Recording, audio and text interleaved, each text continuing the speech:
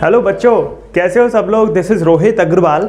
तो आज के इस लेसन में हम जो पढ़ने जा रहे हैं वो पढ़ने जा रहे हैं रोटेशनल मोशन के सबसे special points. Basically rotational motion chapter के जितने भी इंपॉर्टेंट पॉइंट्स होते हैं वो आज हम देखने जा रहे हैं। तो ये वीडियो उन सभी बच्चों के लिए बहुत इंपॉर्टेंट है जो फिजिक्स में बहुत ज़्यादा वीक हैं या फिर जो रिवीजन करना चाहते हैं या जो अभी एग्जाम दे रहे हैं या फिर आपने अगर चैप्टर पढ़ा है तो उसके रिवीजन की तरह आप देखना चाहते हो। तो जैसे आपने मेरी वन शॉट वीडियोस देखी होंगी, तो वन शॉट वीडियोस में क्या है कि पूरा चैप्टर एक शॉट में पढ़ाया है, लेकिन यहां पर मैं क्या बता रहा हूं, इंपॉर्टेंट टिप्स एंड ट्रिक्स। तो ये जो लेसन है, ये जो चैप्टर है, ये जो वीडियो आप देख रहे हो, इसमें रोटेशनल मोशन के जो इंपॉर्टेंट पॉइंट्स हो सकते हैं वो सारे डिस्कस करेंगे, साथ में क्वेश्चंस भी बताऊंगा। ठीक है, तो देखिए पूरी वीडियो देखना आपकी जिम्मेदारी है अगर आपको रोटेशनल मोशन के क्वेश्चंस और सारी टिप्स और ट्रिक्स को अच्छे से सीखना है। तो देखिए मैंने हेडिंग डाली है रोटेशनल मोशन। तो रोटेशनल मोशन में मैं सबसे ज़्यादा जो इंपॉर्टेंट पॉइंट्स होते हैं जो आप लोगों को पेपर में बार बार देखने को मिलेंगे या फिर एग्जाम पर्सपेक्टिव से, या फिर ऐसे पॉइंट जिनको आप बार बार भूल जाते हो, उन सब पॉइंट्स की आज हम बात करने जा रहे हैं। ठीक है, चलिए तो मैं वीडियो स्टार्ट करने जा रहा हूँ। वीडियो स्टार्ट करने से पहले आप वीडियो को लाइक कर देना, चैनल को सब्सक्राइब कर देना, बेल आइकन को क्लिक कर देना, जिससे अगली जो वीडियोज हैं, आगे के जो चैप्टर्स की वीडियोज हैं वो आपको मिस ना हो और उनको आप इजिली जो है नोटिफिकेशन आपके पास आए तो इसलिए उनको आप देख पाओ। ठीक है, चलिए बच्चों, तो रोटेशनल मोशन की अगर मैं बात करूं तो जैसे कि मैंने अपने लेक्चर्स के अंदर मिशन 2021 या डू और डाई कोर्स के अंदर भी है रोटेशनल मोशन, तो वहां पर मैंने बहुत सारे फंडे आपको बताए थे, लेकिन मैं यहां पर सिर्फ उनमें से कुछ स्पेशल फंडे जो आपको पता होने चाहिए पेपर के लिए वो बता रहा हूं। तो सबसे पहले कुछ पॉइंट्स हैं जैसे मुझे जो आपको बताने चाहिए। तो सबसे पहला जो पॉइंट है बेसिकली वो क्या है, देखिए सबसे पहला पॉइंट क्या है कि आपको पता होना चाहिए कि जो एक्सिस होती है किसी भी रोलिंग बॉडी की, the axis of rolling body is parallel to plane on which body rolls in case of sphere, ring. ठीक है ना, तो आपको थोड़ा सा पता होना चाहिए कि जैसे डिस्क हो गई, स्फीयर हो गया, रिंग हो गया, तो अगर जैसे बॉडी रोल कर रही है, फॉर एग्जांपल मैं ऐसे मान सकता हूं, suppose this is the body, ये आप एक बॉडी मान सकते हो, स्फीयर मान लो, कुछ भी मान लो, डिस्क मान लो या रिंग मान लो, तो ये रोल कर रही है। तो जो इसकी एक्सिस है, देखो ऑब्वियस सी बात है, ये इस एक्सिस के अराउंड रोल कर रही होगी, है ना, ऐसे ऐसे। तो आप देख सकते हो कि ये जो प्लेन जिस पे रोल कर रही है उसके पैरेलल होती है इसकी एक्सिस।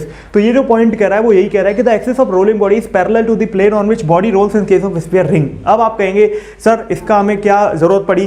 देखो इसकी जरूरत पड़ जाती है जब आप पैरेलल एक्सिस थ्योरम या परपेंडिकुलर एक्सिस थ्योरम के क्वेश्चंस को कर रहे होते हैं, तो कई बार आपको इसकी जरूरत पड़ जाती है। तो आपको ये पॉइंट पता होना चाहिए, नेगेटिव मार्किंग से बचने के लिए ऐसे छोटे छोटे पॉइंट्स आपको पता होना चाहिए। तो इस वीडियो में मैं आपको वही सारे छोटे छोटे पॉइंट्स बता रहा हूं।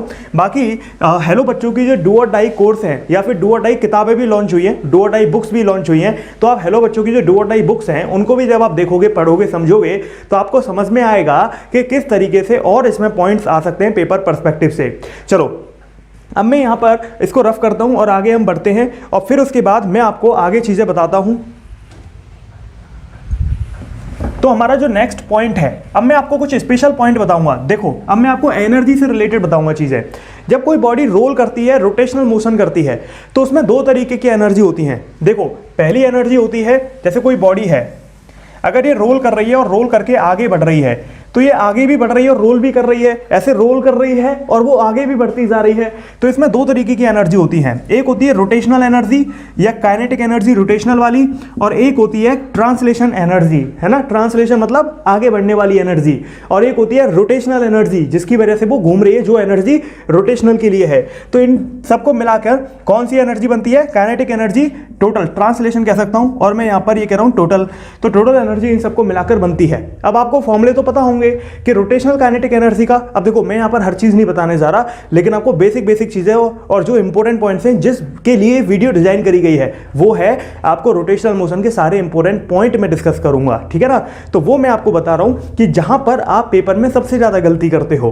तो बेसिकली देखो रोटेशनल मोशन में जो काइनेटिक एनर्जी हो जाएगी वो हो जाएगी हाफ आई ओमेगा स्क्वायर आई क्या है, मोमेंट ऑफ इनर्शिया, ओमेगा क्या है, एंगुलर वेलोसिटी, ठीक है ना। अब मोमेंट ऑफ इनर्शिया आपको पता होना चाहिए, रिंग का क्या है, डिस्क का क्या है, रॉड का क्या है, किस एक्सिस के अबाउट, क्योंकि देखो moment of inertia is all about axis, axis नहीं पता तो कुछ नहीं होगा। और मोमेंट ऑफ इनर्शिया एक तरीके से आप कह सकते हो मास का एनोमिनस है, जैसे आपका मास होता था न्यूटन्स लॉज ऑफ मोशन में, यहाँ पे मोमेंट ऑफ इनर्शिया होता है। किसी बॉडी को घूमने में कितना पेन होता है उसको मोमेंट ऑफ इनर्शिया कहते हैं, हिंदी में अगर मैं आपको समझाऊं। और ट्रांसलेशन काइनेटिक एनर्जी आप जानते हो, half into mass into velocity का स्क्वायर, लेकिन सेंटर ऑफ मास। देखो भाई समझो, एक बॉडी है, जैसे कोई स्फीयर है, अब कोई स्फीयर घूम रहा है तो इसमें इसके जितने भी पॉइंट्स हैं वो सारे के सारे घूम रहे हैं, लेकिन जब आप लिख रहे हो हाफ mv स्क्वायर तो आपसे कोई क्वेश्चन पूछ सकता है कि बताओ किस पॉइंट के बारे में आपने बात करी, तो आपने कह दिया कि भाई मैं तो सेंटर ऑफ मास वाले पॉइंट की बात कर रहा हूं, क्योंकि सेंटर ऑफ मास एक ऐसा पॉइंट होता है जहां पर आपका जो सारा का सारा वेट है वो कंसीडर किया जाता है, तो इसीलिए आपने सीधे सीधे हम VCM लिख दिया, ठीक है ना। तो ये फॉर्मूला आपको पता होना चाहिए। तो ये एक तरीके से क्या हो गया कि टोटल जो काइनेटिक एनर्जी हुई वो हो गई half I omega square plus half mv square, है ना। तो ये हमारा टोटल यहां पर हुआ। तो होप सो कि आपको ये सारी बातें समझ में आ रही होंगी और सारी चीजें आपको क्लियर हो रही होंगी कि किस तरीके से हमारा यहां पर फंडा है। तो मैं उम्मीद कर रहा हूं कि आपको ये बेसिक पॉइंट है लेकिन समझ में आ रहा होगा, लेकिन मैंने इसके लिए ये नहीं बताया, मैं आपको कुछ और बताने चाह रहा हूं जो पेपर में डायरेक्ट पूछे जाते हैं, नीट में, जेईई मेंस में आपको डायरेक्टली काम आएंगे, ठीक है। देखते हैं कि क्या पॉइंट्स है वो। तो इससे ऊपर जो चीजें हैं उनके लिए मैंने ये डिस्कस किया है। देखो क्या है, सबसे ज्यादा जो इंपॉर्टेंट फिगर होते हैं अगर मैं बात करूं रोटेशनल मोशन में, तो वो डिस्क, रिंग, स्फीयर, ऐसी चीजें होती हैं। तो देखो भाई, अगर मैं बात करूं, मैं कह लेता हूं कि सपोज मेरा ये रोटेशनल काइनेटिक एनर्जी है, ये वाली रोटेशनल काइनेटिक एनर्जी, और मैं KT को मान लेता हूं ट्रांसलेशन काइनेटिक एनर्जी। तो आप यहां पर ध्यान रखना चीजों को, ठीक है। तो देखो आपको एक चीज तो पता होगी ना, k square by R square वाला रेशियो। देखो भाई, आपका जो मोमेंट ऑफ इनर्शिया होता है आप उसको m के स्क्वायर भी लिख सकते हो, या फिर आप क्या लिख सकते हो, इसको आप लिख सकते हो mr स्क्वायर भी लिख सकते हो, ठीक है। ये भी मोमेंट ऑफ इनर्शिया का फॉर्मूला है और ये भी मोमेंट ऑफ इनर्शिया का फॉर्मूला है। फर्क क्या है, ये रेडियस ऑफ गायरेशन है, इसमें आपकी ये रेडिएशन जो एक्सिस से दूरी है वो है, ठीक है। आप स्मॉल r लिख लो तो, या कैपिटल R लिख लेते हैं। तो मास से जब आप मास काटते हो तो k square by R square basically एक रेशियो आता है जो हर फिगर, अब जैसे देखिए अगर मैं बात करूं स्फीयर की मोमेंट ऑफ इनर्शिया की, तो स्फीयर का मोमेंट ऑफ इनर्शिया 2/5 होता है, सॉलिड स्फीयर की बात कर रहा हूं। तो यहां पर अगर आप देखें तो k square by R square उसके लिए कितना हो जाएगा, 2/5। तो आपने किताबों में देखा होगा कि अब देखो यार, मैं यहां पर पूरे लेक्चर नहीं पढ़ा रहा हूं, मैं आपको बेसिक बेसिक बातें और जो पेपर के लिए सबसे जरूरी बातें हैं वो बता रहा हूं। तो इसीलिए ऑब्वियस ही बात है कि मैं हर चीज का कंप्लीट डिस्कशन आपको नहीं दूंगा। अगर आपको सच में कंप्लीट डिस्कशन चाहिए या फिर आपका ये टॉपिक वीक है, तो फिर आप ऐसा करिए, एक बार हेलो बच्चों ऐप पर जाकर डू और डाई में एनरोलमेंट लेकर आप रोटेशनल मोशन को पढ़ सकते हो। नहीं तो अगर आपने मिशन 2021 भी या 2020 भी लिया हुआ है तो भी उसमें है, या फिर आप जहां से भी पढ़ते हैं आपने अपने टीचर से पूछा होगा, ठीक है ना। तो basically k square by R square 2/5 है सॉलिड स्फीयर के लिए। तो हॉलो स्फीयर के लिए कितना होगा, 2/3। रॉड के लिए कितना होगा, या रिंग के लिए, डिस्क के लिए कितना होगा, वो सारी बातें यहां पर होंगी, ठीक है।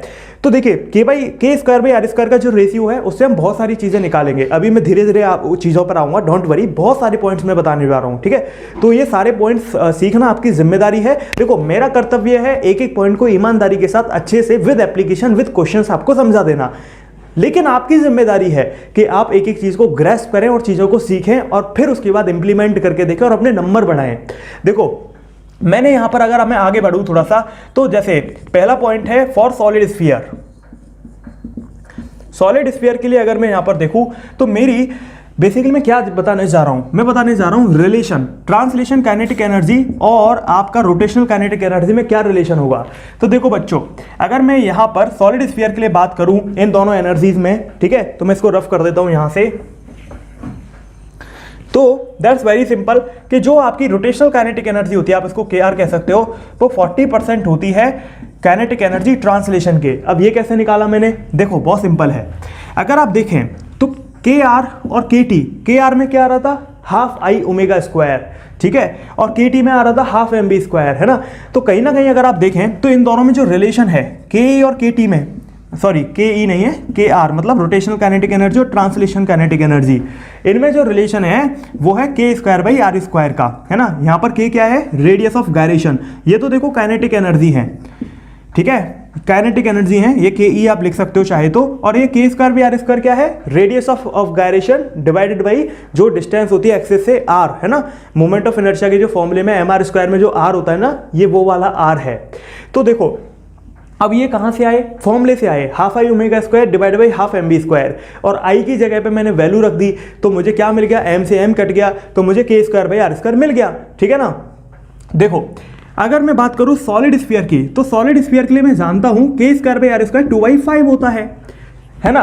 अगर मुझे परसेंटेज में निकालना है तो मैं क्या करूंगा, 100 से मल्टीप्लाई कर दूंगा, तो ये कितना हो गया बच्चों, ये हो गया 40%, सिंपल। तो मैंने यहाँ 40% लिख दिया। अब सॉलिड स्फीयर के बाद दूसरा है फॉर हॉलो स्फीयर।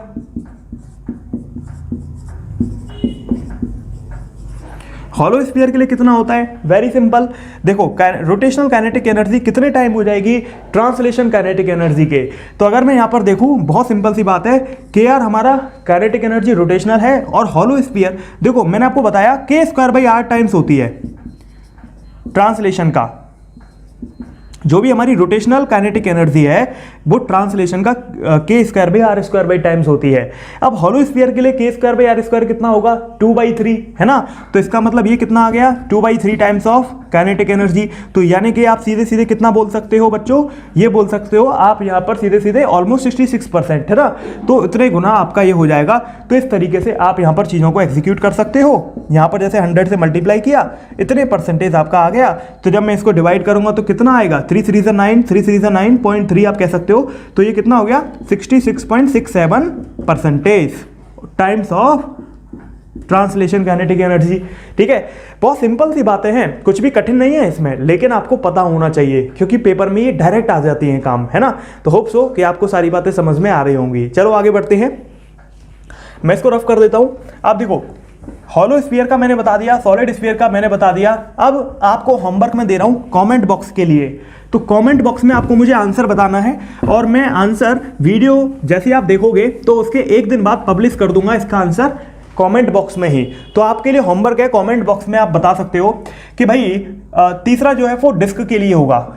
डिस्क के लिए आपको बताना है रेशियो, आप कह सकते हो जो भी हमारी रोटेशनल काइनेटिक एनर्जी है divided by translation kinetic energy का कितना परसेंटेज आएगा, या फिर आप दूसरे शब्दों में कहो तो रोटेशनल काइनेटिक एनर्जी कितने परसेंटेज, ठीक है, कितने परसेंटेज टाइम्स आएगी काइनेटिक एनर्जी ट्रांसलेशन के, है ना।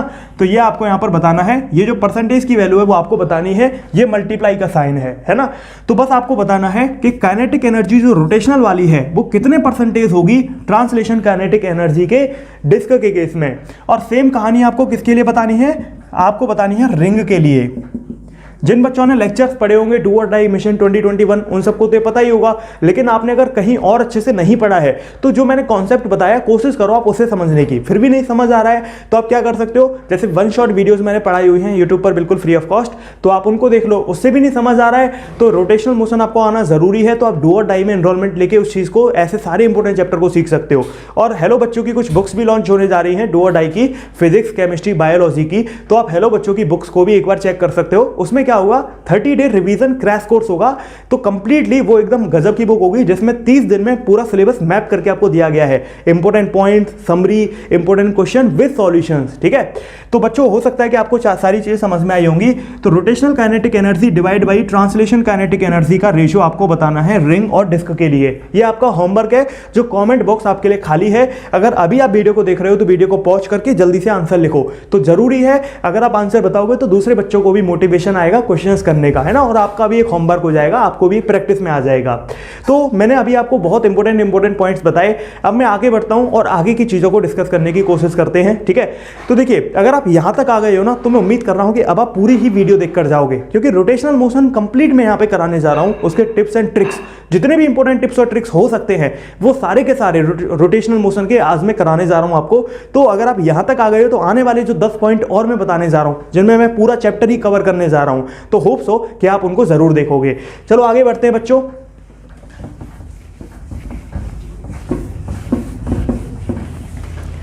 यहाँ पर हम थोड़ा सा और आगे बढ़ते हैं। नेक्स्ट है हमारा थर्ड पॉइंट। अगर हम देखें तो आपको एक चीज़, मैं एक पॉइंट आपको बताने जा रहा हूँ कि जो हमारी ट्रांसलेशन काइनेटिक एनर्जी होती है वो आपकी सेम रहती है सारी बॉडीज़ के लिए। ये बहुत इंपॉर्टेंट पॉइंट है जो आपको पता होना चाहिए। कई बार क्वेश्चंस में एग्जामिनर घुमा देता है, आपको रेशियो दे देगा वो, लेकिन आंसर तो 1:1 आएगा। क्यों? देखिए, आप जितनी भी बॉडीज होती हैं उनका कोई भी शेप हो, जो ट्रांसलेशन काइनेटिक एनर्जी होती है वो हाफ mv² होती है। तो अगर आप देखें तो भाई देखो, सिंपल सी बात है, कोई भी बॉडी हो अगर उसका इसमें इन्वॉल्वमेंट ही नहीं है, देखो किसी भी बॉडी है अगर उसका मास सेम है ना, वेलोसिटी, तो देखो यार शेप से इसमें कोई फर्क नहीं पड़ रहा है। क्यों फर्क नहीं पड़ रहा है? सिंपल सी बात है, शेप से इसलिए फर्क नहीं पड़ रहा है क्योंकि यहाँ पर मोमेंट ऑफ इनर्शिया का कोई कॉन्सेप्ट ही नहीं है, ठीक है ना, यहाँ पर कोई आ ही नहीं रहा है। तो आपको थोड़ा सा ध्यान रखना है, जो ट्रांसलेशन काइनेटिक एनर्जी होती है वो जितनी भी रोलिंग बॉडीज होती हैं, ऑल बॉडीज मतलब रोलिंग बॉडीज, जितनी भी रोल ऐसे करने वाली बॉडीज होती हैं वो उनके लिए सेम होता है। अगर देखो शर्त यह है कि मास वगैरह सेम होना चाहिए। कहीं आप कहोगे सर मास डिफरेंट है तो डिफरेंट ही हो जाएगा, ऑब्वियसली मास, रेडियस, एंगुलर स्पीड वो सब सेम होना चाहिए, ठीक है ना, तो वो तो आपको थोड़ा समझना पड़ेगा। चलो अब हम आगे बढ़ते हैं, नेक्स्ट पॉइंट अब हम देख लेते हैं। इसके बाद जो हमारा अगला पॉइंट है वो है कि जो टोटल काइनेटिक एनर्जी होगी, ये ट्रांसलेशन नहीं है, टोटल है, ठीक है ना, वो आपकी मिनिमम किसके लिए होती है और मैक्सिमम किसके लिए होती है। तो सॉलिड स्फीयर वर्सेस रिंग, तो देखो यार 4 फिगर सबसे ज्यादा इंपॉर्टेंट होते हैं अपने सिलेबस में। कौन कौन से? Solid sphere, hollow sphere, ring और डिस्क। तो अगर ये चारों के आपको हर चीज पता है, एक्सेलरेशन, वेलोसिटी, इंक्लाइन प्लेन का कॉन्सेप्ट, ये कॉन्सेप्ट जो मैं बता रहा हूं एनर्जीज के, तो डेफिनेटली आपके बल्ले बल्ले वैसे ही हो गए। क्यों? क्योंकि आपको वो सारे इंपॉर्टेंट फिगर पता है जो एग्जामिनर बार बार पेपर में देता है। अगर मैं यहां पर देखूं तो क्वेश्चन क्या कहता है? क्वेश्चन ये कहता है कि टोटल जो काइनेटिक एनर्जी होगी, जो टोटल में कौन कौन आया? Rotational plus translation. रोटेशन कौन सी? हाफ I ओमेगा स्क्वायर वाली। ट्रांसलेशन कौन सी? हाफ mv² वाली।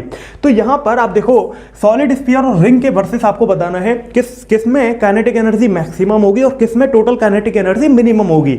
वैसे कुछ बच्चों को पता होगा, लेकिन जिन बच्चों को नहीं पता उनको पता होना चाहिए, ठीक है। अगर मैं यहां पर बात करूं तो आपको एक फॉर्मूला मैं आपको बता देता हूं कि जो भी हमारी काइनेटिक एनर्जी होती है, बेसिकली जो भी हमारी काइनेटिक एनर्जी होती है वो आपको थोड़ा सा पता होना चाहिए।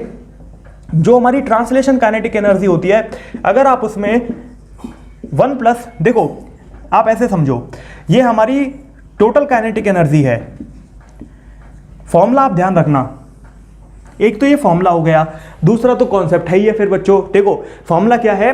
फॉर्मूला ये है कि टोटल काइनेटिक एनर्जी जो होती है वो 1+ k² टाइम होती है ट्रांसलेशन काइनेटिक एनर्जी के, समझे। तो देखो अगर मैं सॉलिड स्फीयर और रिंग की बात करूं तो यहां पर मास वगैरह सब सेम है, बस फर्क किसका है? रेडियस ऑफ गायरेशन और जो मोमेंट, जो भी आपकी एक्सिस है, जिस एक्सिस के अबाउट वो घूम रहा है, उस एक्सिस से जिस पॉइंट पर हमें ये निकालना है, उस पॉइंट की जो दूरी है बेसिकली सेंटर से, तो वो दूरी है ये r, जो मोमेंट ऑफ इनर्शिया के फॉर्मूले में आती है यार, वो वाली r है ये I = mr² जो होता है ना, तो जिसमें मास हो गया बॉडी का और r जो आपकी डिस्टेंस आती है परपेंडिकुलर वाली एक्सिस के बीच में और जहां से हमें निकालना है मोमेंट ऑफ इनर्शिया उसके बीच में, तो वो r है। तो आप जानते हो सॉलिड स्फीयर के लिए k²r² का रेशियो होता है 2/5, मैंने आपको बताया। अच्छा ये रेशियो आप ना लिख लो, एक जगह पे लिख लो, मैं ऐसा करता हूं इधर लिख देता हूं छोटे से कोने में। सॉलिड स्फीयर के लिए ये सारे के सारे रेशियो लिख रहा हूं मैं, है ना। k²r² का जो रेशियो होता है वो होता है 2/5। सर ये कहां से आया? देखो बहुत सिंपल है, k²r², देखो मैंने आपको एक फॉर्मूला बताया, मोमेंट ऑफ इनर्शिया होता है mk², है ना। और सॉलिड स्फीयर के लिए मोमेंट ऑफ इनर्शिया, या तो देखो सॉलिड स्फीयर के लिए मोमेंट ऑफ इनर्शिया क्या हो सकता है? ये हो सकता है या तो mk² रेडियस ऑफ गायरेशन की फॉर्म में, या फिर क्या हो सकता है 2/5 mr²। तो मास से मास कट गया, देखो ये रेडियस ऑफ गायरेशन है लेकिन ये परपेंडिकुलर डिस्टेंस है। अब आप कहोगे सर इन दोनों में अंतर क्या है? देखो यार अभी हम टिप्स एंड ट्रिक्स की बात कर रहे हैं, अभी मैं शॉर्ट पॉइंट की बात कर रहा हूं, तो मैं उम्मीद करता हूं कि आपको ये सारी चीजें पता होंगी, तब मैं इस वीडियो को बना रहा हूं। अगर आपको नहीं पता है तो मेरी अभी भी आपसे रिक्वेस्ट है, इस वीडियो को मत देखो, फिर आप देखो वन शॉट प्लस डू और डाई में जो रोटेशन मैंने पढ़ा है वो, नहीं तो अगर आप नेक्स्ट ईयर की प्रिपरेशन कर रहे हैं नीट या जेई के लिए, तो फिर आप लेक्चर्स को देखो जो मेरे हेलो बच्चों ऐप पर बनाए हुए हैं। तो यहां पर देखो यार m से m कट गया, तो यहां पर k²r² का जो रेशियो है वो 2/5 आया, ठीक है। तो ये k²r² की बात कर रहा हूं मैं। अगर देखो सॉलिड स्फीयर नहीं है, हॉलो स्फीयर है तो सर 2/3 हो जाएगा। अगर ये रिंग है तो 1/2 हो जाएगा, सॉरी डिस्क है तो 1/2 हो जाएगा, रिंग है तो 1 रहेगा। तो देखो यार हॉलो स्फीयर के लिए कितना हो जाएगा, हॉलो स्फीयर के लिए k² r² हो जाएगा 2/3। और आपका, मैं उम्मीद कर रहा हूं कि आपको दिख रहा होगा, फिर भी मैं थोड़ा इधर लिख देता हूं, ये हॉलो स्फीयर, सॉलिड स्फीयर और उसके अलावा रिंग के लिए कितना होगा बच्चों, रिंग के लिए होगा 1:1। और डिस्क के लिए कितना होगा, डिस्क के लिए हो जाएगा 1/2। That's very simple. जो ये रेशियो आ रहा है ना वही है, ठीक है। तो ये k² r² का जो रेशियो है ना ये हर जगह काम आएगा, तो ये आपको पता होना चाहिए। जैसे मैं फॉर्मूले बताऊंगा, वेलोसिटी, एक्सेलरेशन, कि जब इंक्लाइंड प्लेन है और वहां से आपकी ये लुढ़क कर आएंगे सारी की सारी फिगर्स, तो उस केस में क्या रहेगा k² r², क्या कौन सी बॉडी सबसे पहले पहुंचेगी, किसका एक्सेलरेशन सबसे ज्यादा है, किसकी वेलोसिटी सबसे ज्यादा है, कौन सबसे ज्यादा टाइम लगाएगी पूरे इंक्लाइंड फिगर को कवर करने में। ऐसे मैं पॉइंट्स पर अभी आऊंगा, चौथे पांचवें कुछ पॉइंट्स के बाद इन्हीं पर आने वाले हैं, तो आपको बड़ी हेल्प मिलेगी, ठीक है। तो ये आपको पता होना चाहिए। आप एक छोटे से बनाकर, कुछ अपनी नोटबुक में छोटा सा एक कॉलम बनाकर या बॉक्स बनाकर आप लिख लो, ये आपके बहुत हेल्प करेगी। हालांकि मैंने लेक्चर्स में बताया है, अगर आपने लेक्चर्स देखे होंगे तो, लेकिन आपको नहीं पता तो फिर आप इनको लिख लो, पता है तो वेल डन। चलो बच्चों, अब मैं आप आगे बढ़ता हूं और अब हम बात करते हैं अपने मेन मुद्दे पर आते हैं, क्वेश्चंस पर आते हैं। सर आपने बहुत फालतू की बातें बना ली, अब ये तो बताओ कि ये क्वेश्चन का आंसर क्या होगा। देखो सिंपल है, अगर मैं सॉलिड स्फीयर और रिंग की बात करूं तो सॉलिड स्फीयर में 2/5 होता है k² r² का रेशियो, यानी कि ये वाला जो रेशियो है सॉलिड स्फीयर में 2/5 होता है, और रिंग में कितना होता है, 1 होता है। तो भाई करके देख लेते हैं। देखो यार सिंपल है, ये तो दोनों में सेम है तो इसका तो कोई रोल ही नहीं है। ये तो ट्रांसलेशन काइनेटिक एनर्जी है। अगर मास सेम है, वेलोसिटी सेम है, तो इसका तो कोई रोल ही नहीं है। तो ये ET को तो आप ऐसे ही लिख सकते हो। अब देखो, अगर मैं बात करूं सॉलिड स्फीयर के लिए, तो सॉलिड स्फीयर के लिए ये कितना आएगा टोटल, ये जो ब्रैकेट वाला पार्ट है ये आएगा 5 1 5। देखो मैं एलसीएम ले रहा हूं, मैं यहां पर कुछ जादू मंत्र नहीं कर रहा हूं, बस मैं ऐसे लिखने की जगह, बच्चों वाले तरीके की जगह मैं सीधे क्या कर रहा हूं, इसे मल्टीप्लाई कर रहा हूं और प्लस की जगह प्लस लिख रहा हूं, 2 की जगह 2 लिख रहा हूं, डिवाइड बाई 5 कर रहा हूं, तो 7/5 आ गया। तो ये 7/5 ब्रैकेट का आंसर आया। ये किसके लिए आया, ये सॉलिड स्फीयर के लिए आया। सर रिंग के लिए कितना आएगा, रिंग के लिए, अब देखो रिंग के लिए ये कितना आएगा 1, तो एक में एक जोड़ोगे तो कितना होता है, 2 होता है। तो इसका मतलब क्या है, यहां पर 7/5 है, लेकिन आपका रिंग के लिए कितना है, 2 है। तो मुझे बताओ 2 बड़ा या 7/5 बड़ा, तो आप कहेंगे ऑब्वियस ही बात है सर 7/5 छोटा है, 2 बड़ा है। क्यों, क्योंकि जब 5 का इसमें डिवाइड करूंगा तो डेफिनेटली आंसर 2 से छोटा आएगा। तो आप समझ चुके होंगे कि सॉलिड स्फीयर के लिए आपका ये जो आंसर है वो छोटा आएगा और रिंग के लिए ज्यादा आएगा, ठीक है। लेकिन क्वेश्चन ये नहीं था, ये तो मैंने बहुत सारी बातें आपको घुमा फिराकर चारों तरफ से पूरा एक सर्कल इकोसिस्टम बता दिया इसके चारों तरफ का, बट लेकिन मुद्दा तो ये था ही नहीं। आपको जो मुझे बताना है वो कुछ अलग बात है।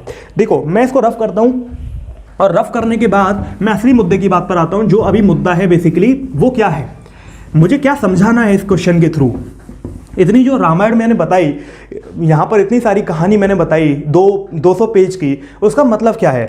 देखो समरी देखो, बेसिकली मतलब क्या है, आपसे पूछा जाएगा कि जो टोटल एनर्जी है, जो टोटल काइनेटिक एनर्जी है, देखो मैंने आपको बताया हमारे रोटेशनल मोशन के 4 सेंसा, कौन से, solid sphere, hollow sphere, ring और डिस्क, ठीक है। तो इन चारों का ही कंपैरिजन आपको हमेशा पूछा जाएगा, स्पेशली अपने लेवल पे, नीट और जेई मेंस के लेवल पे। जेई एडवांस में हो सकता है और भी पूछा जाए, बट लेकिन नीट की अगर आप तैयारी कर रहे हो, जेई मेंस की कर रहे हो, तो आपको इतना ही पूछा जाएगा।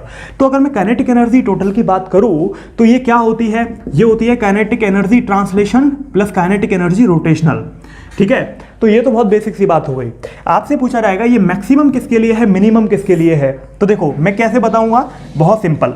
मुझे पता है जो टोटल काइनेटिक एनर्जी है उसका फॉर्मूला होता है translation kinetic energy plus k²r², ठीक है।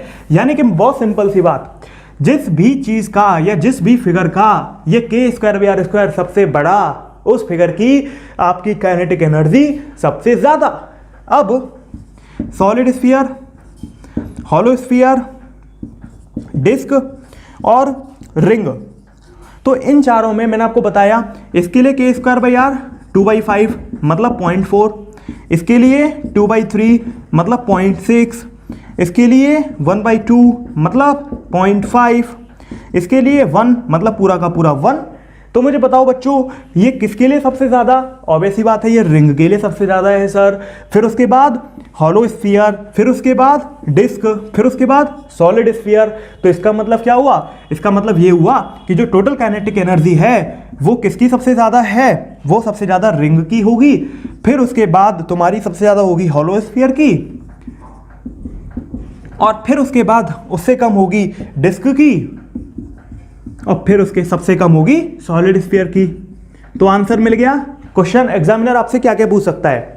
एग्जामिनर पूछेगा, आपको बड़ी लंबी तगड़ी सी एक लैंग्वेज देगा, फिर उसके बाद 4 ऑप्शन आएंगे। पहला ऑप्शन होगा कि kinetic energy, total kinetic energy of solid sphere is more than total kinetic energy of ring.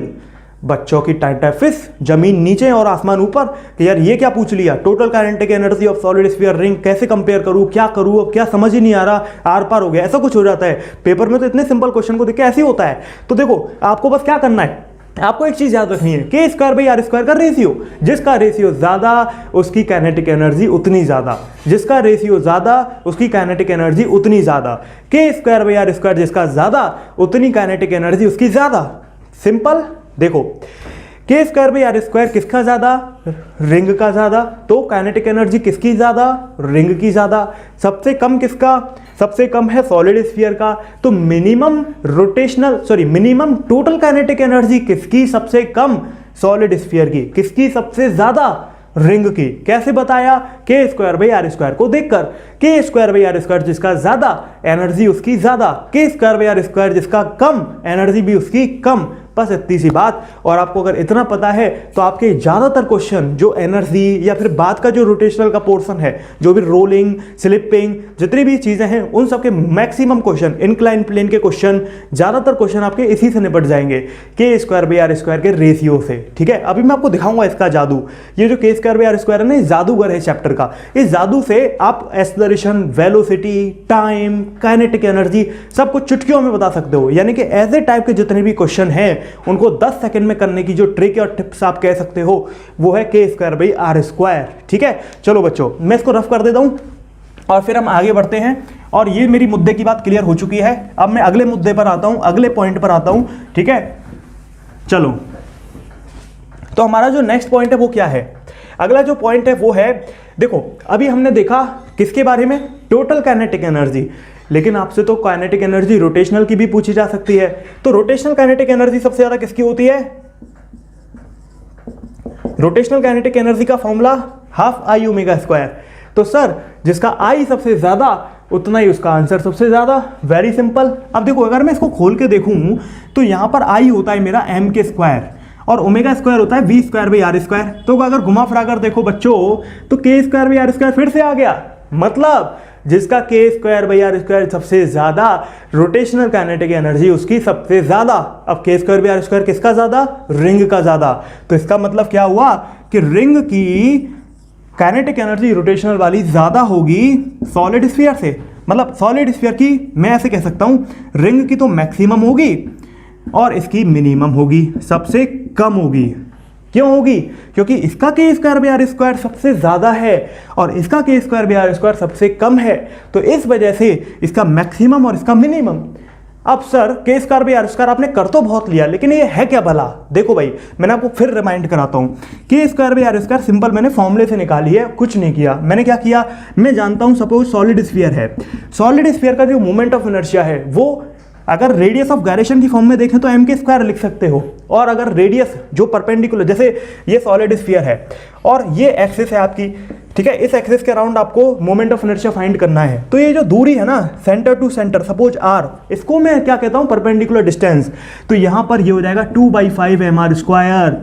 तो एम से एम गया तो K square by R square की वैल्यू कितनी आई बच्चों? 2/5। यानी कि ये जो के स्क्वायर बाई आर स्क्वायर है वो यहां से आया है। ये मैं इसलिए बता रहा हूं क्योंकि आई नो इतने सारे बच्चों, 10,000 से ज्यादा बच्चों को डील करने के बाद मुझे बहुत सारी चीजें ऐसी पता है कि जिनमें बच्चों को प्रॉब्लम्स आती हैं। तो आई नो द थिंग्स। तो इसीलिए मुझे पता है कि बहुत सारे बच्चों को कंफ्यूजन हो रहा होगा कि ये के स्क्वायर बाई आर स्क्वायर है क्या, क्योंकि काइनेटिक एनर्जी को मैं के से लिख रहा हूं और ये रेडिएशन ऑफ गायरेशन को भी मैं के से लिख रहा हूं। तो कुछ बच्चों को कंफ्यूजन हो सकता है।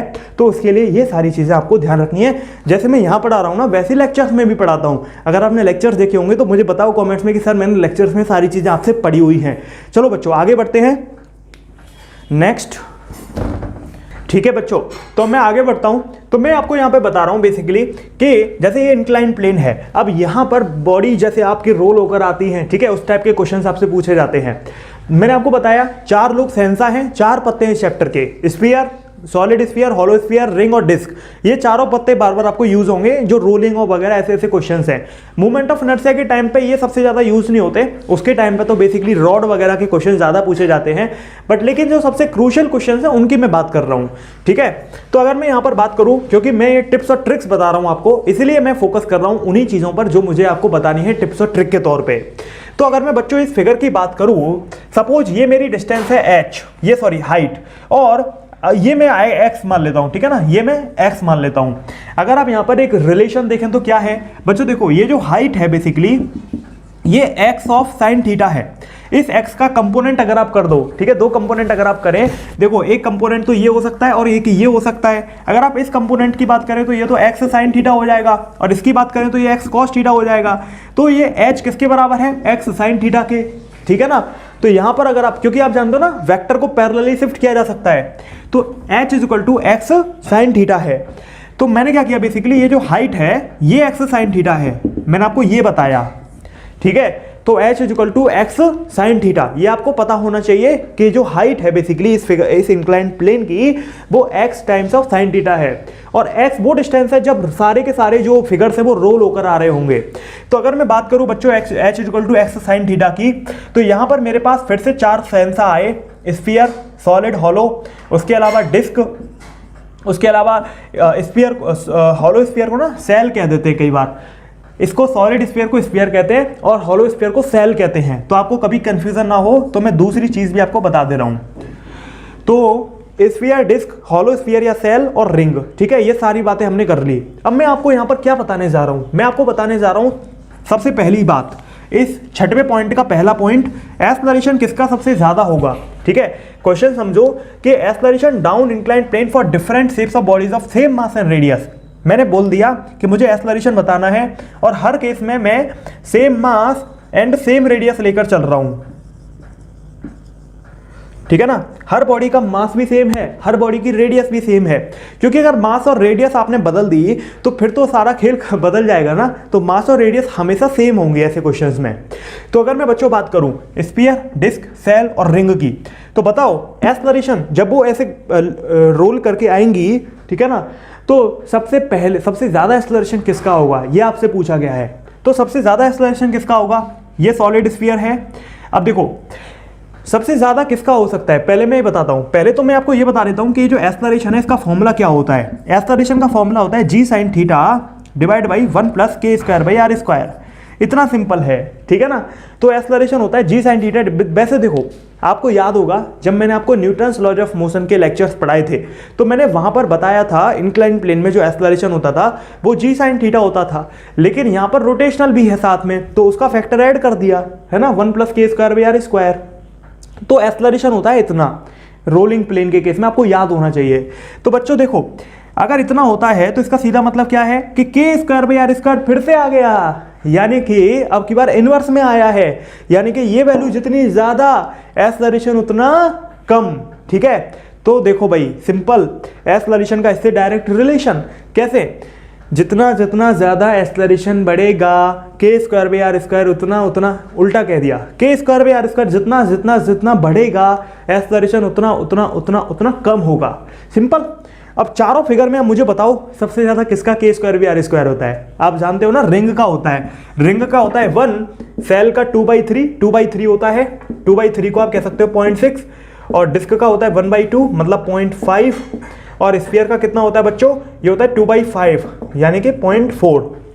तो यानी कि k square by r square जिसका सबसे कम इस बार सहनसा वो होगा।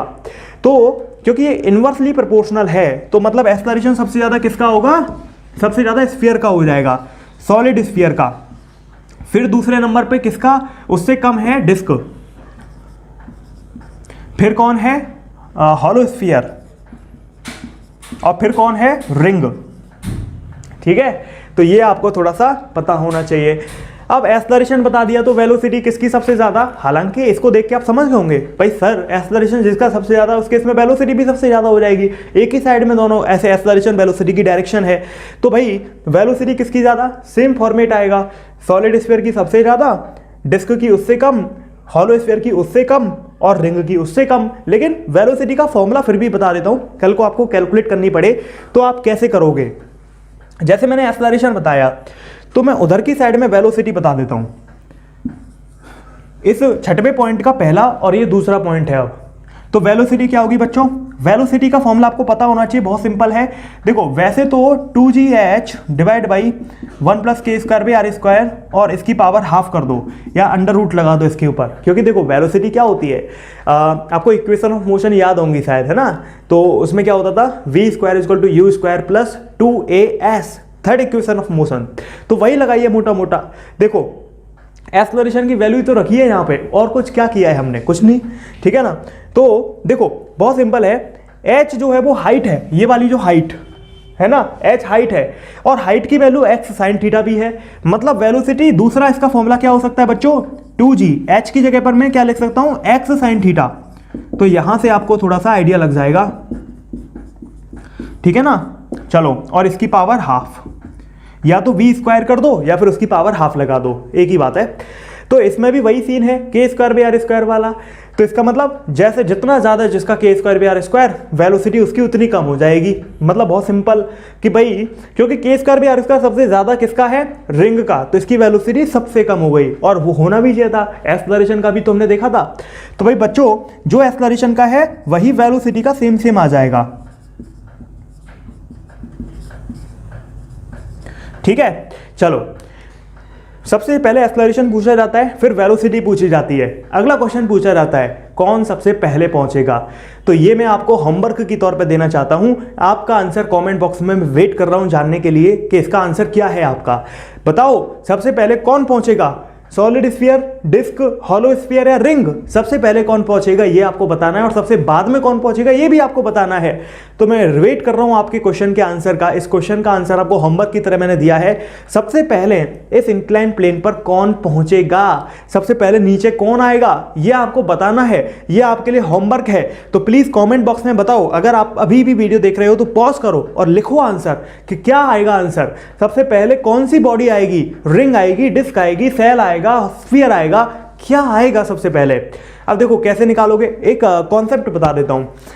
टाइम जिसको सबसे ज्यादा लगेगा, देखो जिसकी वेलोसिटी सबसे ज्यादा, जिसके साथ एक्सेलरेटेड तो मोशन सारी की सारी हैं, तो जिसकी वेलोसिटी सबसे ज्यादा उसको सबसे कम टाइम लगना चाहिए, बहुत सिंपल। तो अब मैंने आपको हिंट दे दी है बच्चों, जिसकी रफ्तार सबसे ज्यादा, तो अगर जैसे मुझे 10 मीटर की दूरी तय करनी है, मेरे साथ 5 और लोग हैं और सबसे ज्यादा रफ्तार मेरी है, तो इसका मतलब क्या हुआ, सबसे पहले मैं पहुंचूंगा।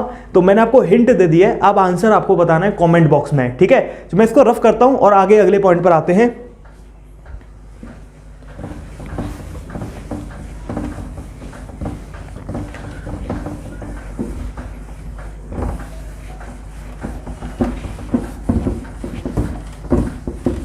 मैं उम्मीद कर रहा हूं कि आपको बहुत मजा आ रहा होगा और आपने रोटेशनल मोशन की बहुत सारी चीजें रिवाइज कर ली होंगी और शायद आपके कॉन्सेप्ट भी साथ में क्लियर हो रहे होंगे।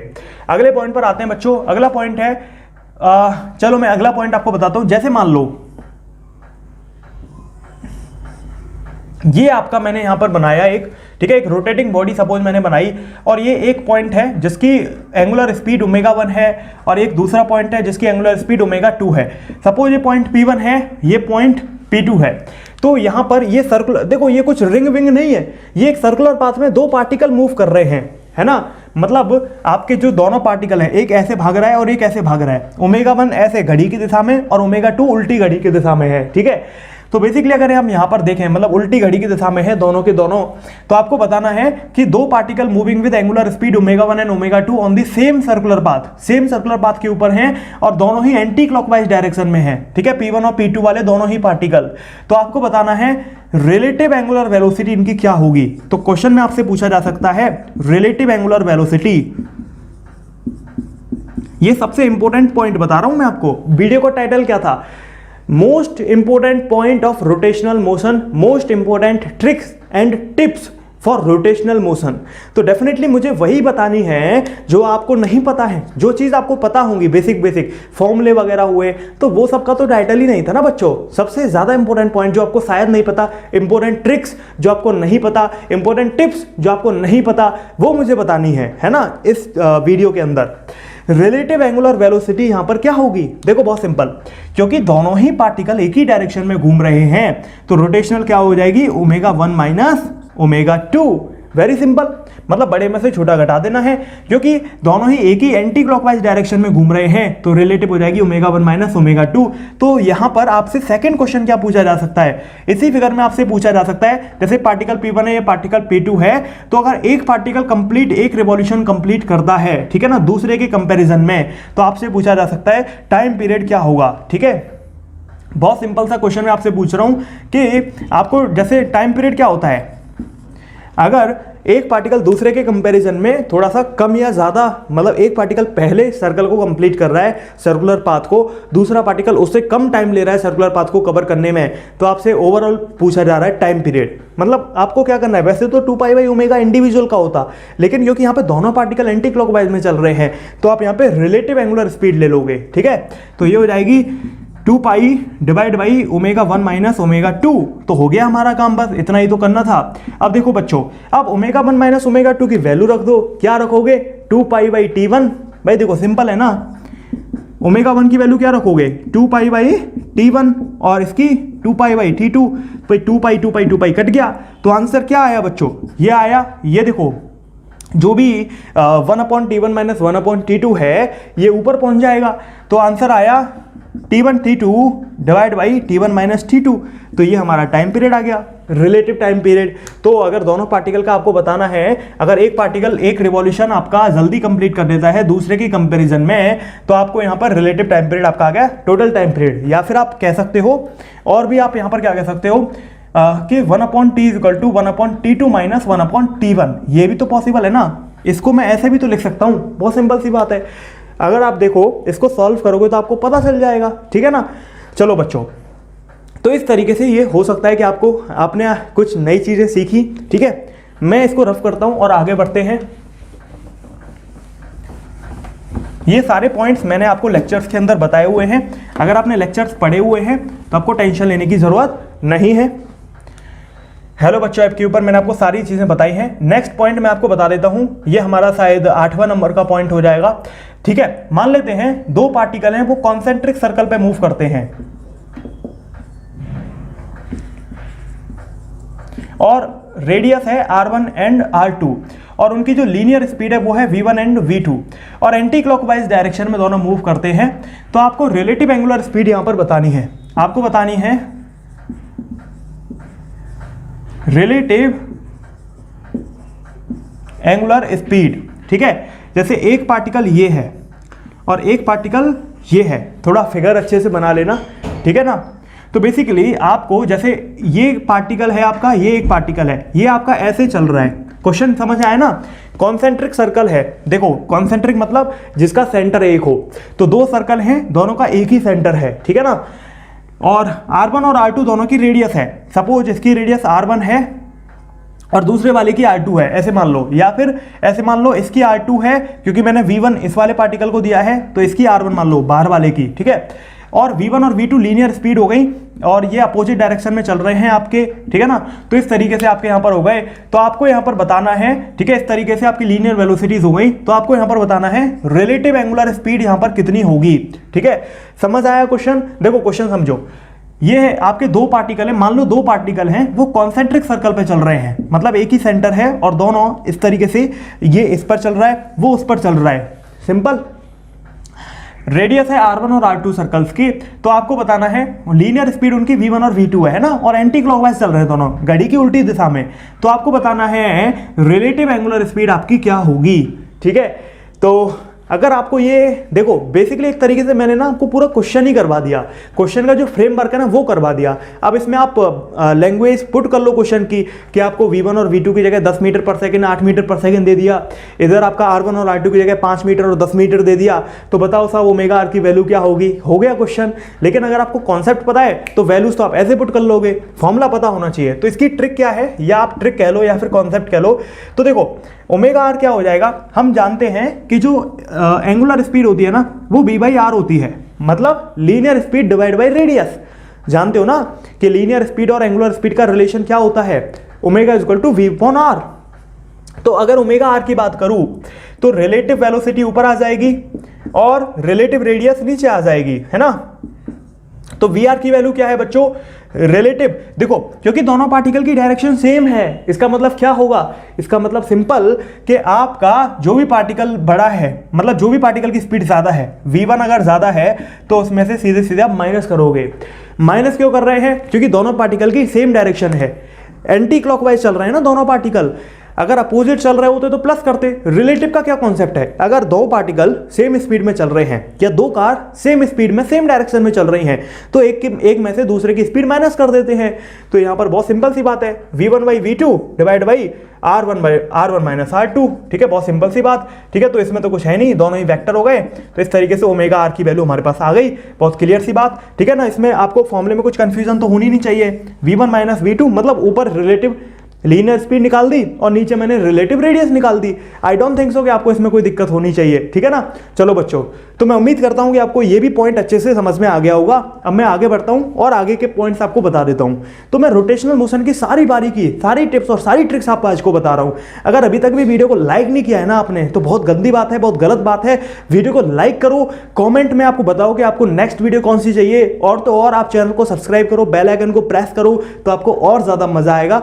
Facebook page, Instagram page hello बच्चों के आप लाइक कर लेना, हेलो बच्चों आपको डाउनलोड कर लेना। आपका कोई सुझाव है, सवाल है तो आप कमेंट के अलावा व्हाट्सएप पर भी पूछ सकते हो डायरेक्टली, है ना, हमसे 9667094968 नंबर है।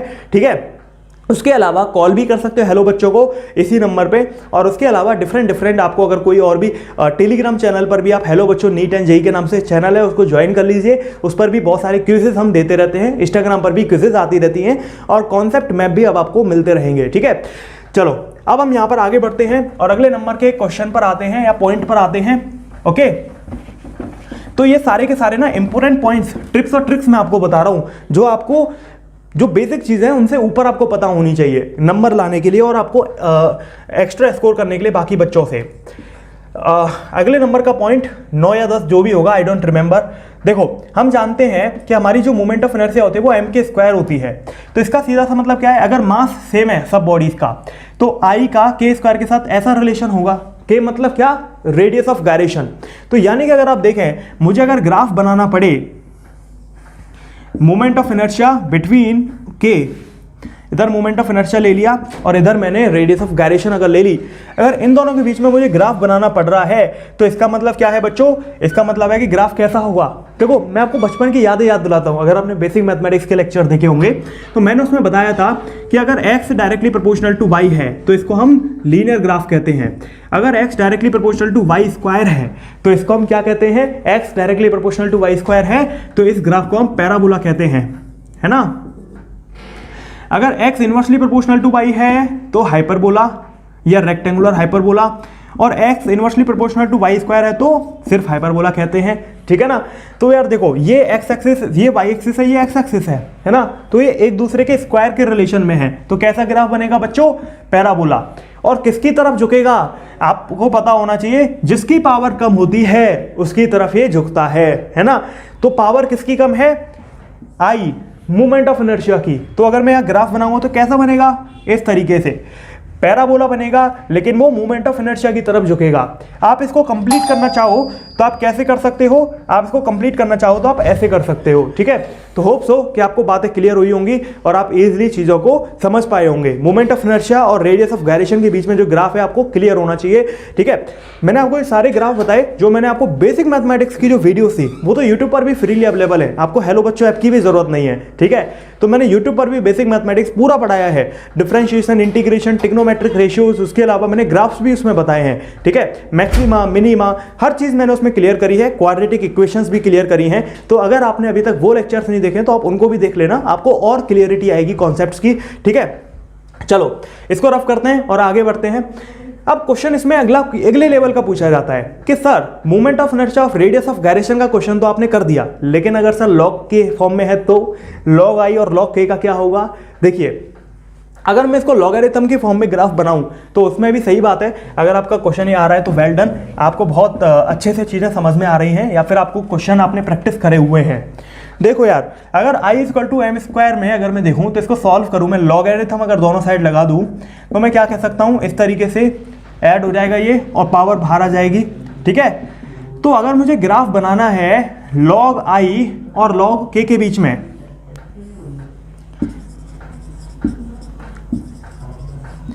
ठीक है ना, तो यहां पर अगर आप देखें तो ये y equal to M X plus C जैसा है कुछ, है ना। तो यहां पर बच्चों आपको क्लियरली समझ में आ रहा होगा कि कैसा ग्राफ बनेगा, स्ट्रेट लाइन ग्राफ बनेगा, ठीक है। लेकिन क्वेश्चन मेरा ये है, क्या ये ग्राफ यहां से बनेगा या थोड़ा सा ऊपर से बनेगा। तो जिन बच्चों का आंसर ये है वो गलत है। क्यों? क्योंकि इस ग्राफ में बच्चों देखो ये हमारी y एक्सिस है ना, और ये हमारी क्या है, इंटरसेप्ट है। What is the intercept? Intercept मतलब ओरिजिन से कितनी ऊपर से ग्राफ जाएगा, और ये क्या है हमारा mx, मतलब ये वाली चीज तो x एक्सिस पर है और जो 2 है वो हमारा स्लोप है, मतलब ये 2 कदम ऊपर से बनेगा, है ना। तो क्यों? क्योंकि इंटरसेप्ट इसमें एग्जिस्ट करता है। तो बच्चों यहां पर ये बनेगा इस तरीके से, यहां पर इंटरसेप्ट आ गया log m और आपका स्लोप आ गया 2, है ना। यहां से आप देख सकते हो स्लोप 2 है, ओके। तो होप सो कि आपको सारी चीजें क्लियर हो रही होंगी, लेकिन अभी भी मैं आपका पीछा नहीं छोड़ूंगा। अगर आप यहां तक मेरे साथ आए हो तो आने वाले 5 मिनट और देख लो, क्योंकि मुझे और भी बहुत सारे इंपॉर्टेंट फॉर्मूले और टिप्स बतानी है। चलो बच्चों मैं इसको रफ कर देता हूं। तो रोटेशनल मोशन की हम ऑलरेडी बैंड बजा चुके हैं, ज्यादातर बातें सीख चुके हैं, बट लेकिन फिर भी मैं आपसे रिक्वेस्ट करूंगा कि मैंने जो दोनों क्वेश्चन अभी होमवर्क में दिए थे इससे पहले, तो वो आप कमेंट बॉक्स में लिख लेना। और साथ में मैं आपको एक और क्वेश्चन दे रहा हूं। मान लो आपसे ग्राफ पूछा जाए रोटेशनल एनर्जी के बीच में और ओमेगा के बीच में, ठीक है, तो आपको कैसा ग्राफ मिलेगा? ऑप्शन क्या है? Parabola, hyperbola, rectangular hyperbola, straight line, ठीक है। सॉरी, तो बेसिकली आपको अगर ये पता है, अगर आप ऐसा कर सकते हो, इसका आंसर बता सकते हो, तो कमेंट बॉक्स में बताना। इसका डेफिनेटली आंसर मैं अगले वीडियो में बता दूंगा और कमेंट में भी पिन कर दूंगा, ठीक है। चलो बच्चों, तो ये था हमारा अगला पॉइंट। तो ये आप थोड़ा सा देखना, मैं आपको भी ये नहीं बता रहा हूँ, फॉर्मूला आपको पता है। रोटेशनल काइनेटिक एनर्जी होती है हाफ आई ओमेगा स्क्वायर, ठीक है। तो जो रिलेशन मैंने बताए थे उनके आधार पे आप सोचना कि इसका कैसा ग्राफ बनेगा, ठीक है। बहुत छोटी सी चीज है, बट लेकिन आपको समझ में आएगी, तभी आप इस क्वेश्चन को कर पाओगे। आगे बढ़ते हैं बच्चों। सपोज आपसे जैसे ये भी पूछा जा सकता है कि एंगुलर मोमेंटम और ओमेगा के बीच का ग्राफ क्या बनेगा। तो भाई देखो, एंगुलर मोमेंटम और ओमेगा में रिलेशन ऐसा होता है L equal to I omega, ठीक है। तो यानी कि L directly proportional to omega हो गया। अगर आपका I कांस्टेंट है तो सीधे सीधे स्ट्रेट लाइन बनेगा। अब आप कहेंगे सर इसमें आपने ओरिजिन से क्यों बनाया है? क्योंकि यहां पर कोई इंटरसेप्ट नहीं है। y equal to M X plus C होती है ना इक्वेशन, तो यहां पर c की वैल्यू 0 है, तो इसीलिए मैंने ओरिजिन से निकाल दिया है, ठीक है। चलो आगे बढ़ते हैं। एक बहुत इंपॉर्टेंट पॉइंट में आगे बढ़ने से पहले आपको बता देता हूं, सबसे ज्यादा कंफ्यूजिंग क्वेश्चन बच्चों के लिए हो सकता है कि सर मोमेंट ऑफ इनर्शिया कैसी क्वांटिटी है, वेक्टर, स्केलर या टेंसर। तो आप में से ज्यादातर लोग क्या कहेंगे पता है? वेक्टर। लेकिन नहीं है वेक्टर, ये नहीं है, ना स्केलर है, वो है टेंसर क्वांटिटी।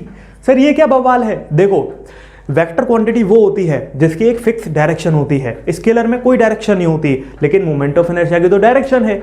लेकिन दिक्कत क्या है बच्चों, दिक्कत ये है कि हर पॉइंट पर अलग डायरेक्शन होती है, इसीलिए इसको हम टेंसर क्वांटिटी कहते हैं। तो moment of inertia is a tensor quantity, तो ये आपको थोड़ा सा ध्यान रखना है, moment of inertia is a tensor quantity. ठीक है, चलो तो होप सो कि आपको समझ में आया होगा क्यों है टेंसर, क्योंकि हर पॉइंट पर डायरेक्शन चेंज हो जाती है। ओके, आगे बढ़ते हैं। अब मैं आपको बहुत इंपॉर्टेंट चीज बताने जा रहा हूं, ठीक है, क्या है देखो समझो। मान लो अगला पॉइंट है हमारा 13वें नंबर का, मैं आपको बताने जा रहा हूं। जैसे फॉर एग्जांपल आपको कई बार पूछा जाएगा, मान लो कोई भी एक स्फेरिकल सिलेंडर है या कोई भी सिलेंड्रिकल बॉडी है, अगर आप इसको थोड़ा सा पुश करते हो, धक्का देते हो, ठीक है, तो इसमें कॉन्सेप्ट आता है स्लिपिंग और रोलिंग का, है ना। जैसे कोई भी स्फेरिकल सिलेंड्रिकल बॉडी है, जैसे आप यहां पे लिख सकते हो स्फीयर है या कुछ भी है, स्फेरिकल सिलेंड्रिकल या सिलेंड्रिकल बॉडी है, अगर आपने थोड़ा सा भी इसमें पुश दिया, जैसे ये बॉडी है, सही है, ये थोड़ा सही बना लेना डायग्राम अपनी रफ कॉपी में, या आप जो भी नोट्स कर रहे हो, नोट्स बना रहे हो, तो अगर आपने इसको थोड़ा सा भी पुश दिया तो आपसे क्वेश्चन क्या क्या पूछे जाते हैं, आपसे पूछा जाता है क्या ये बॉडी स्लिप करेगी, क्या ये बॉडी रोल करेगी या फिर इजीली चलेगी। देखो बेसिकली बच्चों, स्लिप या रोलिंग का कॉन्सेप्ट मैं आपको बता देता हूं। फ्रिक्शन के ऊपर सारा का सारा गेम बेस्ड है। अगर ये रोल कर रही है तो घूमेगा, घुमाएगा कौन, फ्रिक्शन। अगर देखो समझो, सिंपल सी बात है कि अगर ये ओनली स्लिप्स करती है, फिसलती है, अगर ये खाली फिसल रही है, घूम नहीं रही है, ये ऐसे आगे फिसल रही है, ठीक है, तो अगर ये ओनली स्लिप्स करती है तो इसका मतलब है कि फ्रिक्शन आपका एब्सेंट था, उस जगह पर फ्रिक्शन नहीं था बच्चों, ठीक है, अगर ये केवल स्लिप कर रही है। अगर ये रोल कर रही है, ये देखो सिंपल सी बात है, या तो है ओनली स्लिप्स कि भाई फ्रिक्शन एब्सेंट था, तो मतलब चिकनाई थी पूरी और वो घूम नहीं पा रही थी, क्योंकि फ्रिक्शन ही था जो उसे घुमाएगा, उसे सेंट्रीपिटल देगा घूमने के लिए। तो केवल स्लिप कर रही है तो फ्रिक्शन एब्सेंट होगा, तभी वो स्लिप कर रही है, ठीक है ना। तो ये बात आपको थोड़ी सी याद रखनी है। दूसरा पॉइंट हो सकता है मे बी रोल, ठीक है, विद स्लिपिंग, मतलब हो सकता है कि स्लिपिंग के साथ रोल भी कर जाए, मतलब रोल भी कर रही है, फिसल भी रही है, समझो, रोल भी कर रही है और फिसल भी रही है ना, मतलब परफेक्टली रोल नहीं कर रही है, फिसलने के साथ साथ रोल कर रही है, कभी फिसल गई कभी रोल कर गई। तो अगर ऐसी कंडीशन है तो इसका मतलब क्या रहा होगा कि फ्रिक्शन जो है वो कम है, friction is less than required, ठीक है ना। तो ये आपको पता होना चाहिए। अब अगला पॉइंट आपको ध्यान रखना है कि अगर ये परफेक्टली रोल कर रही है विदाउट स्लिपिंग, है ना, रोलिंग विदाउट स्लिपिंग, बिना फिसलने के साथ साथ परफेक्टली रोल कर रही है, रोलिंग विदाउट स्लिपिंग, तो इसका मतलब फ्रिक्शन सफिशिएंट था।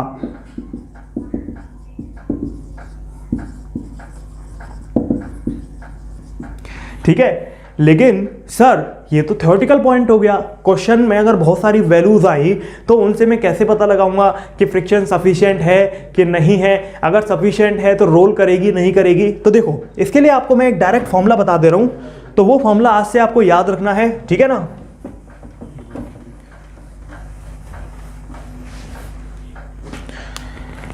आज से आपको फॉर्मूला याद रखना है, आपको ध्यान रखना है कि जो हमारा स्टैटिक फ्रिक्शन है या कोफिशिएंट ऑफ स्टैटिक फ्रिक्शन है वो आपका moment of inertia times of tan theta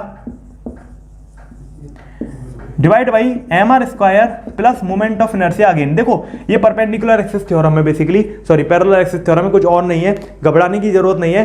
तो ये जो पैरेलल एक्सिस थ्योरम है ना वही है नीचे, तो है ना ICM times of tan theta, जो भी हमारा मोमेंट ऑफ इनर्शिया है, CM मतलब moment of inertia of centre of mass, ठीक है, CM सेंटर ऑफ मास, तो ICM times of tan theta, जो भी थीटा एंगल आ रहा है घुमाने पर, ठीक है, तो ICM times of tan theta divide by m, जो भी आपको थीटा दिया जाएगा क्वेश्चन में, तो आपको ये फॉर्मूला डायरेक्ट याद रखना है। अब आप कहने लगे कि सर इसका एक्सप्लेनेशन बताओ, तो बच्चों ये वीडियो आपकी सिर्फ टिप्स और ट्रिक्स की है, ये डिटेल एक्सप्लेनेशन की वीडियो नहीं है। अगर आपने लेक्चर्स देखने हैं तो आप हेलो बच्चों ऐप पर जाकर डिटेल एक्सप्लेनेशन इसका देख लीजिए। तब तक आप यहाँ पर समझिए कि अगर आपको ये पॉइंट पता है तो रिविजन कर लीजिए। देखिए आपको समझने की जरूरत है कि सारा का सारा खेल इससे डिसाइड हो रहा है फ्रिक्शन से। अगर ये वैल्यू ज़्यादा आती है, जितनी रिक्वायर्ड है उससे ज़्यादा आती है, म्यू एस से भी ज़्यादा आती है, तो मतलब बॉडी आराम से रोल कर लेगी।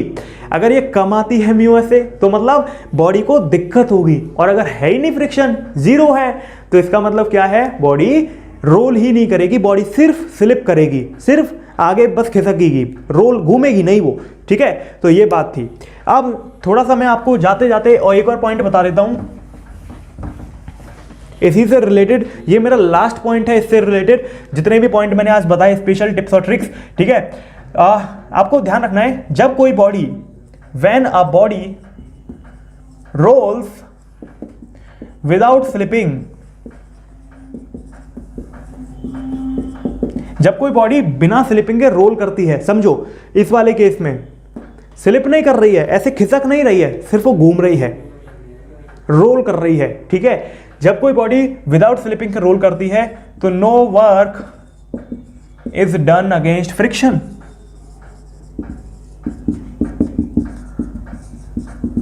तो ऐसे केस में कोई भी वर्क नहीं होता है। क्यों? क्योंकि आप जानते हो फोर्स इनटू डिस्प्लेसमेंट। वर्क क्या होता है? Force into displacement. जब जब जब जब डिस्प्लेसमेंट जीरो होगा, वर्क भी जीरो होगा।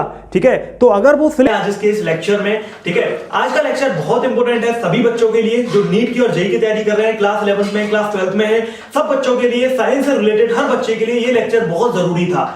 तो मैं उम्मीद करता हूं कि इस लेक्चर को आपने अच्छे से देखा होगा, ज्ञान को एब्जॉर्ब किया होगा। अब बारी है क्वेश्चंस की।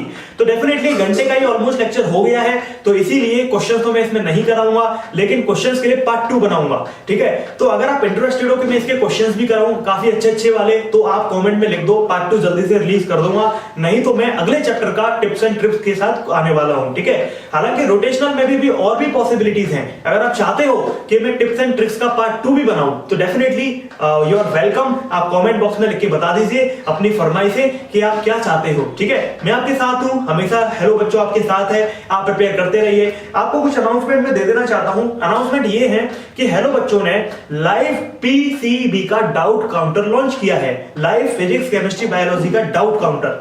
तो उसमें क्या होगा, आप अपने डाउट भेजोगे और हेलो बच्चों के एक्सपर्ट फैकल्टी, चाहे फिजिक्स हो, चाहे केमिस्ट्री हो, चाहे बायोलॉजी हो, वो आपको तुरंत वीडियो सॉल्यूशन बना के देंगे। और सिर्फ कितने रुपए में? सिर्फ 999 रुपीज में एक महीने के लिए। 1000 रुपए में तीन एक्सपर्ट फैकल्टी 24 घंटे 7 दिन आपके साथ लग के आपकी हेल्प करेंगे।